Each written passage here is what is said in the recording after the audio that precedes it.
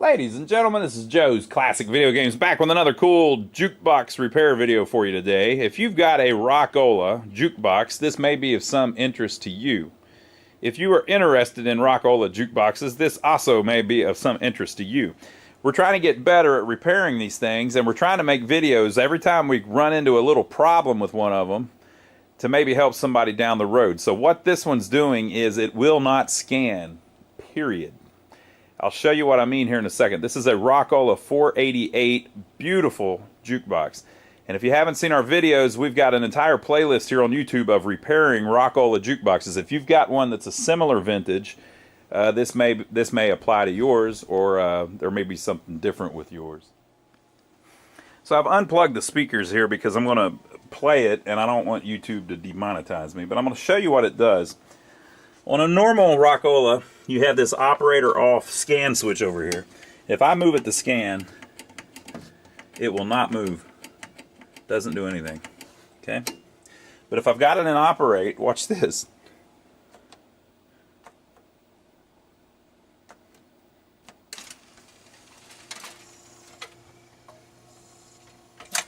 This is one of the strangest problems I've ever seen. It plays fine. You would never know anything's wrong with it.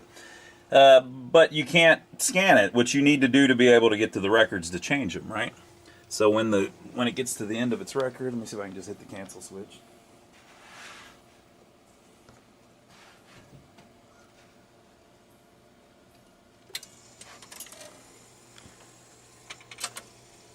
So it canceled it. Now watch what it does.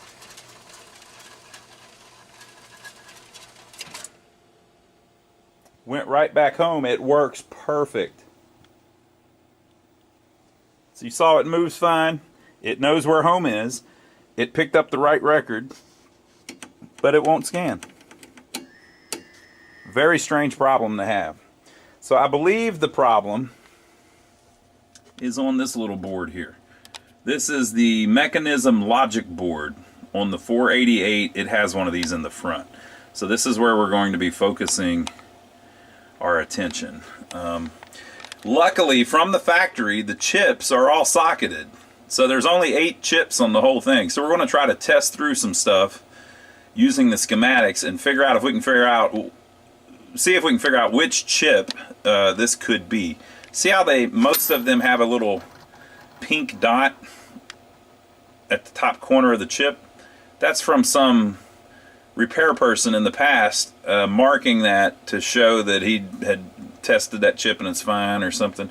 A lot of people say, oh, they probably did that to show which end goes up, but there's a little mark already, so they wouldn't need to do that. I think they do that to show that they've tested that chip and it's fine. So I don't know, maybe not. But we're gonna try looking through the schematics and see if we can figure out why it would have this strange fault. It knows where home is. It can play just fine, so the computer can make it turn to wherever, and then it goes back to home. But if you try to do it with the switch that manually just rotates it, doesn't work. Alright, so I'm looking on the schematics for the 488, and this is the part that we need to look at right now. The service scan switch. Okay, so there's 3 positions. Scan, off, and operate. Now, there's 3, I always get it confused if it's pull or throw, but there's 3 doodads on the same switch. I had a guy recently tell me that my explanations were complete nonsense. Okay, complete nonsense, Joe. What do you think about that? And meanwhile, his dumb ass is sitting there watching it on TV and we're making it happen. So here's my complete nonsense explanation of this. If you turn the little switch, all 3 of these move at the same time. So this one, you see, if you turn it from operate to scan, nothing happens. So this doesn't have nothing to do with it. Okay. Now this one, if you turn it from operate to off, nothing happens because they're connected. Okay. This one, if you turn it from operate to off to scan, different things do happen because it's got this, right? But if you look at this one, I think this is what makes it actually scan. So like this is the ground.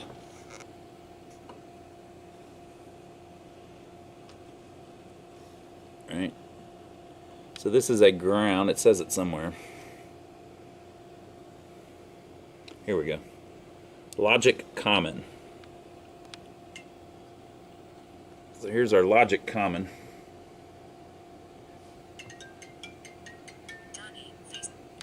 Donnie's calling. So it seems to me that what actually makes it scan is this coming off of operate and off over to scan. So basically you're removing ground from this line, and when you do that you're in the scan position where it's actually trying to scan. It may have something to do with this too, but let's follow this line and see where it goes. So it's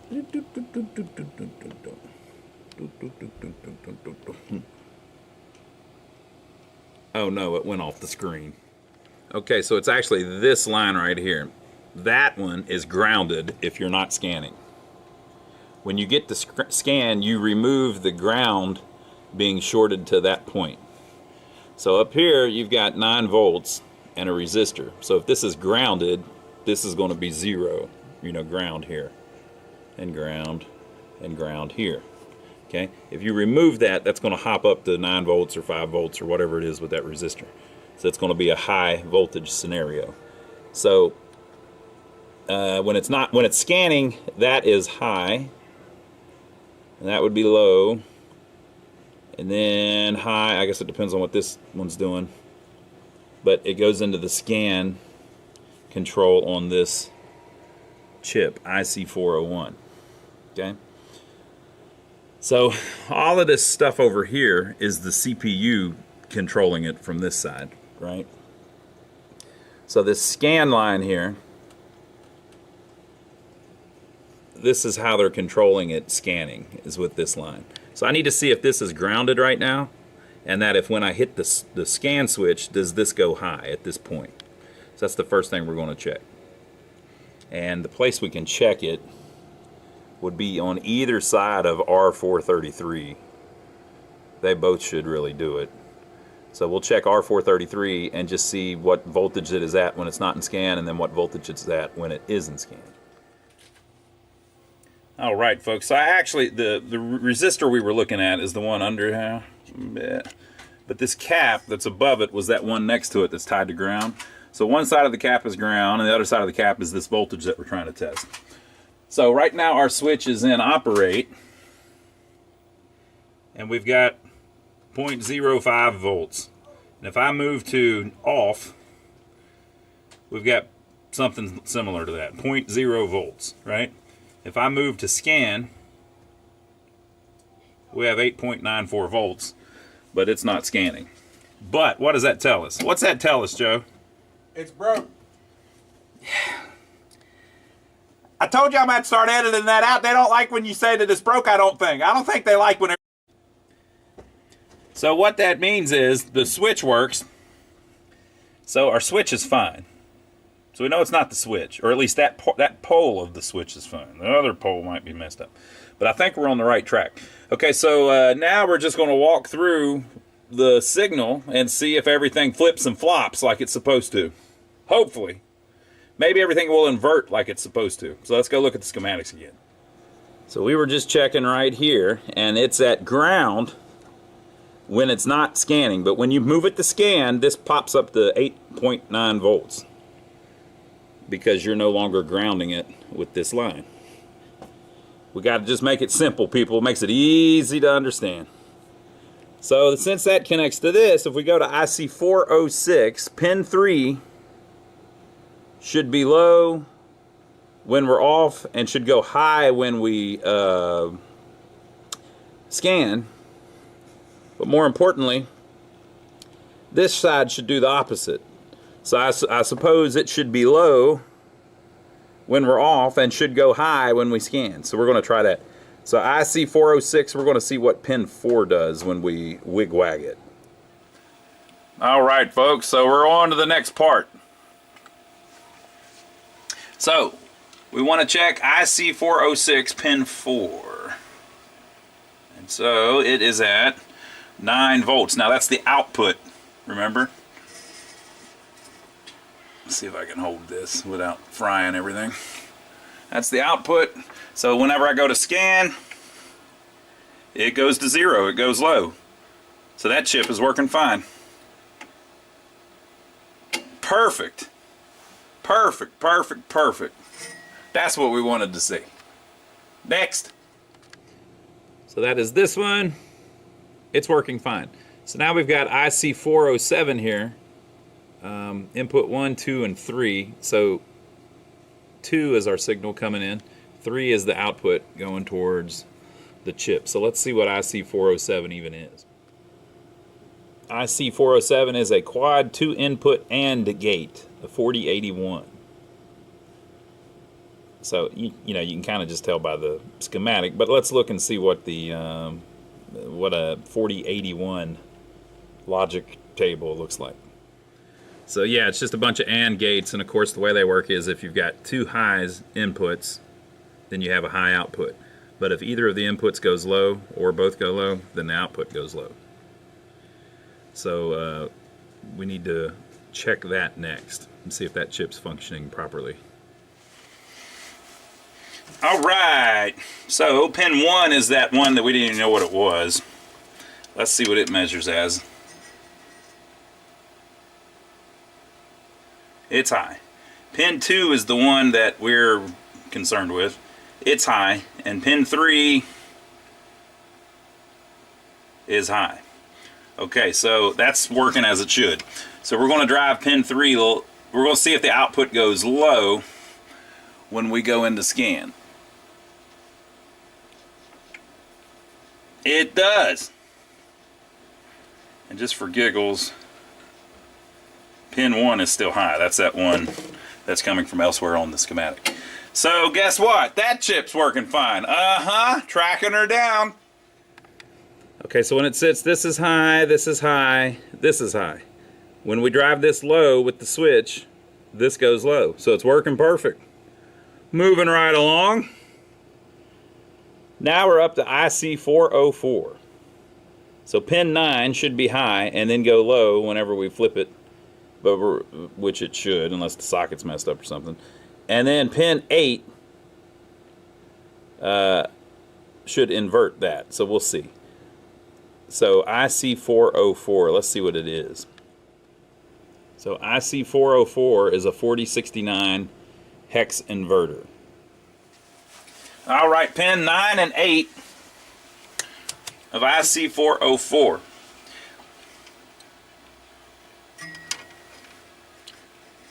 There's pin 9. Whoa, if I don't short something. It's high. Pin 8 is low. So we need pin 8 to invert when I hit the scan.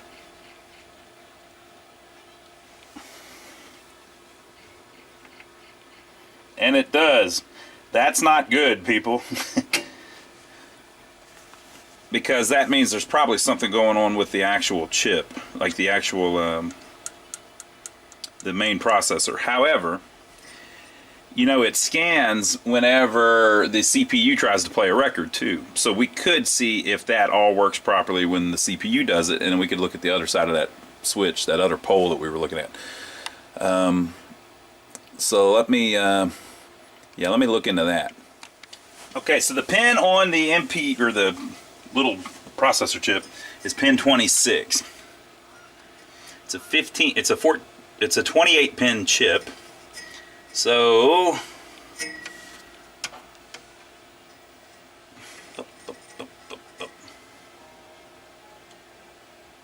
this is the scan chip. I mean the scan pin. So when I hit scan, it doesn't do anything. So maybe we got a socket problem. Interesting. Let me double check all that. So I pulled the board out and was going to continue diagnosing it, doing diagnostics on it, but then I noticed the problem. So it's pin 8 of that chip. Whoop. So there's your problem. The leg's bent over. That would explain why it was working and not working, and then finally it wouldn't work at all. Yeah, so that's going to be that. So I'll bend that back and put it back in the socket, and we'll try it again. And I got to show you something. Somebody mailed us some stuff I got to show you. Here is our package. Now, we already opened it, but I figured I'd show you. Here is our address. 139 Caldwell Street, Rock Hill, South Carolina, 29730. They found us. So what do you think it is? This came in for Christmas. So we have 2 items here. Let me show you what we got. So the first thing we have is these Pixis little wire brush things. Let me see if I can open them with one hand. Look, I'm supposed to rip it. Let's see if I'm strong enough to rip it with one hand. Here we go. What we're going through. What's going to happen? Oh man, we got halfway there and it failed. Well, you can start from the other side. I could go get the tripod, but what fun is that? You know, everybody tries to tell me how to make the videos more like everybody else's videos. I don't want to make the videos more like everybody else's videos. I want to make them like my videos. So I was just using the tripod, and all y'all wanted to do was complain about how dirty my multimeter was. Let me open it up. So here we go. 4 pieces of scratch brush. So there's nylon bristle, which must be this one. Nylon bristle. This is like an extra little insert. And then there is fiber bristle, which is maybe this one. Pretty cool. I've got some of these that are fiber, I believe, but I don't have a brass wire. What do you think? That's pretty cool. So it's like a little wire brush, basically. And then the one I'm most excited about, steel wire. That's what I need. Steel wire. Look at that. Looks like part of a chain link fence. So I'm going to be able to scratch the hell out of some stuff with that. So it's a 4-piece scratch brush kit. Very cool. That someone sent me for Christmas. Let's see if I can do this with one hand. You know, these really need to be one-handed operatable to be useful for me on the camera. Yeah, that's cool.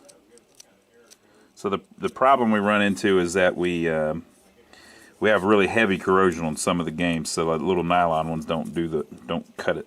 We got to have something a little more hefty on some of the PCBs. All right, so that's pretty cool.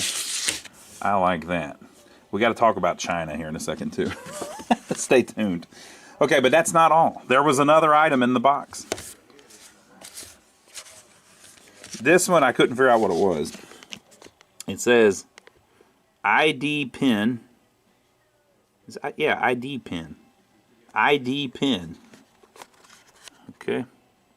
Focus on high quality. Your satisfaction is our pursuit. Shenzhen Kyoto Electronics Technology Company Limited. Dispose of this product and packaging must follow the guidelines. For a minute there, I thought I misread it, but then I remembered. Oh no, wait a minute! It's Chinesium.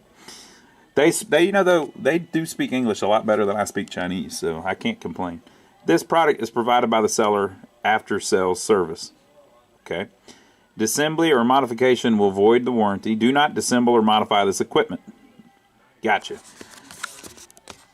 I was thinking, you know, it's kind of weird that you can't tell what it is. You'd think they'd put on the box what it is. I can't tell what it is. So, look, it says it's from something to do with Germany. I like Germany. Open source electronics prototyping platform developing inserts. Developing interests. Yeah, so I have no clue what this even is. How would I know? By the boxing. What have they done to us? So what I was going to say about China, the gentleman who sent this to us, he said, I'm sorry, I had to get one thing made in China. Because we've mentioned on the channel we don't really like stuff made in China. Well, the whole thing is, you can't avoid getting some stuff made in China. I buy Chinese stuff all the time. You have to. Like, you can't buy everything not made in China. So I'm sure this is fine. Whatever it is. Let's see. Let's check it out here.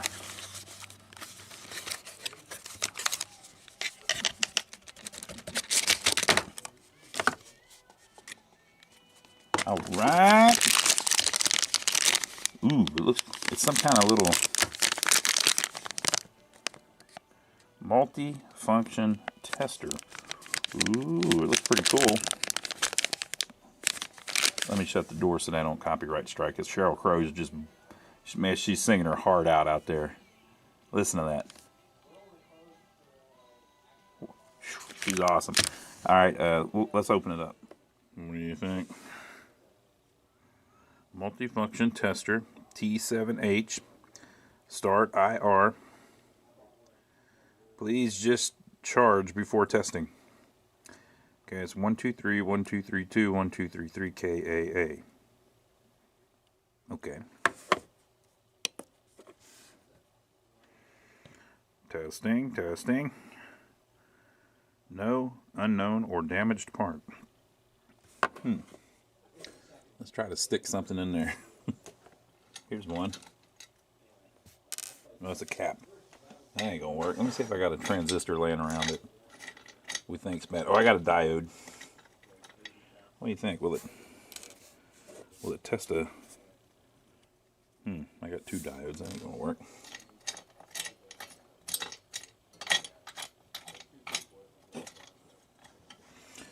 Let's see here.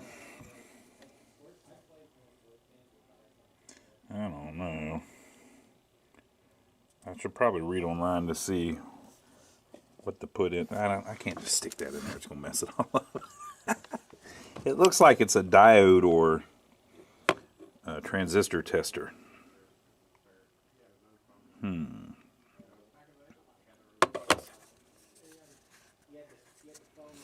Something. I bet I need to look it up. Well, I think I'm going to be able to use it once I figure out what it is. I think it's. Looks like there's 3 little. Yep. There's 3 little leads, so you don't have to stick it actually in the socket. And then this is. There's a cap and a diode and 3 little whatevers. Well, it's pretty cool. Let's see what the note says. It says,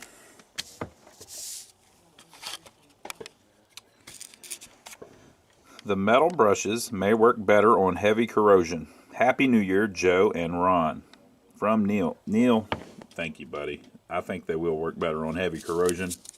I'm going to put those. I've got some that are just the more, the more scratch ones, but I'll put those with it so that we've got options.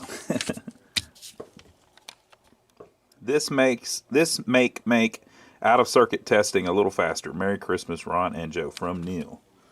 It says multifunction tester. I don't think it does ICs though, because there's not enough pins really. It would only take a 14 pin. I'll bet it's for diodes and stuff, and I'll bet these 123, 123s, all this stuff is so that you can just depending on how things are, just depending on how the leads are configured, you can just stick it right in there. So I like it, Neil. Let's see what they call that thing.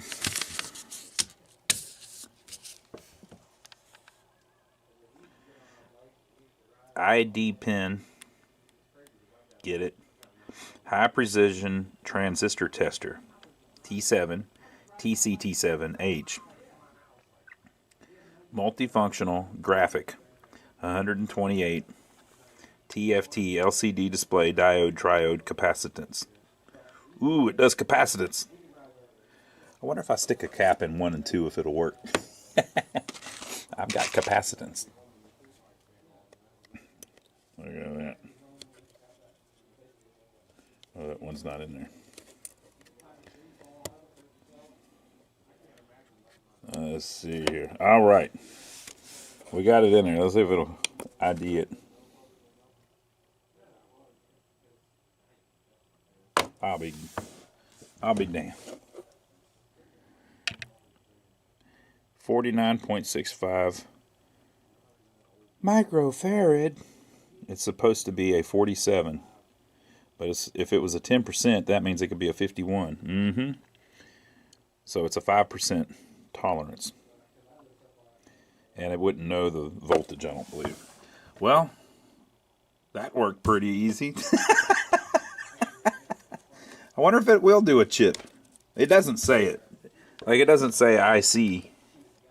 High precision transistor tester, multifunctional graphic, TFT, LCD display, diode, triode, capacitance. Yeah, it's not going to do ICs.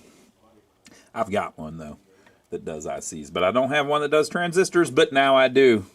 So thank you, Neil. We appreciate that. Now, let's go see if we can get our jukebox back working. I've got it back in there.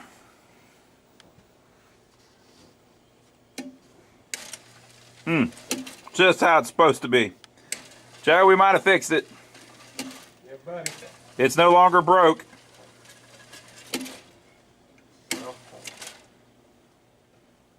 Well, maybe we can try to play them a record, Joe. I think I have a record that they will not, that YouTube doesn't know what it is.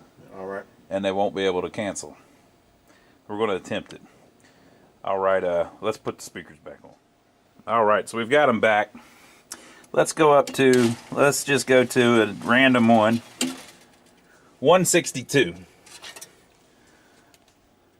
That's Paul Anka, Joe. You're giving away our Paul Anka record? Got to. YouTube's fault. We'll put one in here that I think YouTube may not know. Let me see if I can lower this without breaking it.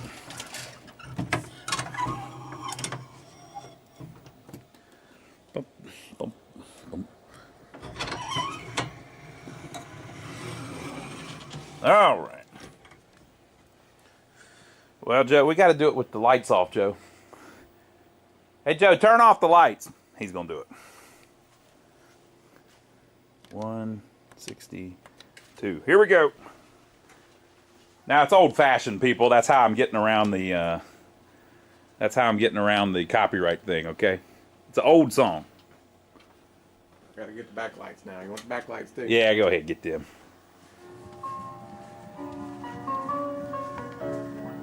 YouTube ain't gonna know this one.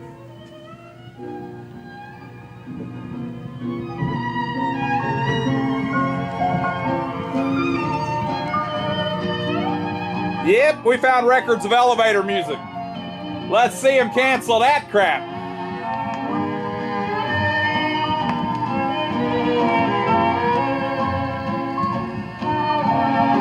Joe, I'm gonna spell out what this is called, because if I say it, YouTube will figure it out. It's called ST. How do you spell stranger? It's called that. In I don't think it's gonna work. PAR dice.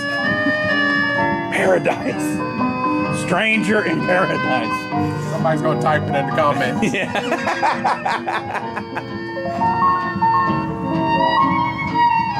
So this record has three songs on it.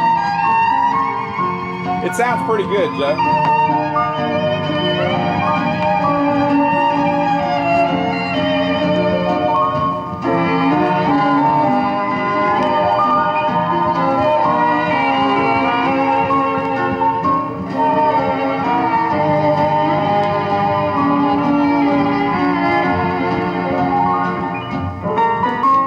Piano solo.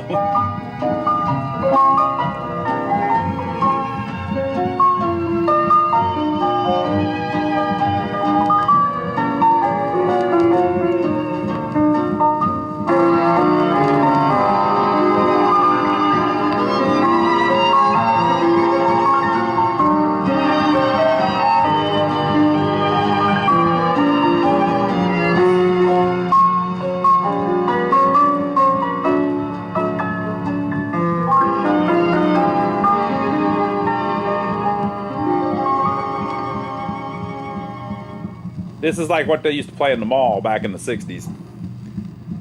Absolutely beautiful.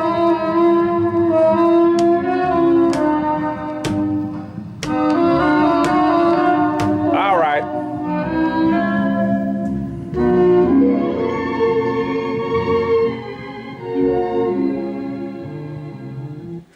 was already doing that. We want to see that it will go back to home and not spin around.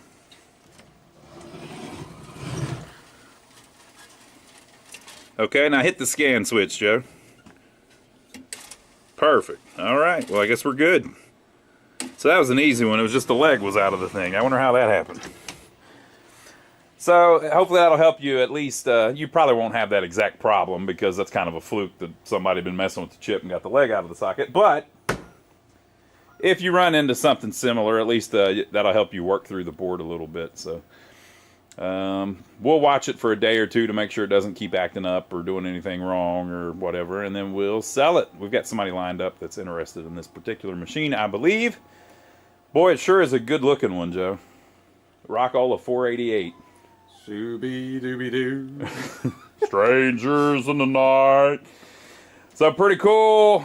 Leave your comments below. Let us know what you think. Make sure to give us a thumbs up for filming it for you. We didn't have to do that, people. Somebody got mad the other day because I say that. Yep. Come on, people. Come on now. We didn't have to do this. You know how much quicker I could have done this if I didn't film it? Come on now. We ought to be home by now. Yep. It's already dark. Look how dark it is out there. Pitch black. All right, folks. So leave your comments below. Let us know what you think. Make sure to check out my brother Donnie's channel. The link is down below. We work on jukeboxes, arcade games, pinball machines. He works on old buildings, old vehicles, things like that. I'm over there with him on the channel a lot. We will see you over there. Hope you enjoyed it. I think this one's ready to go, Joe.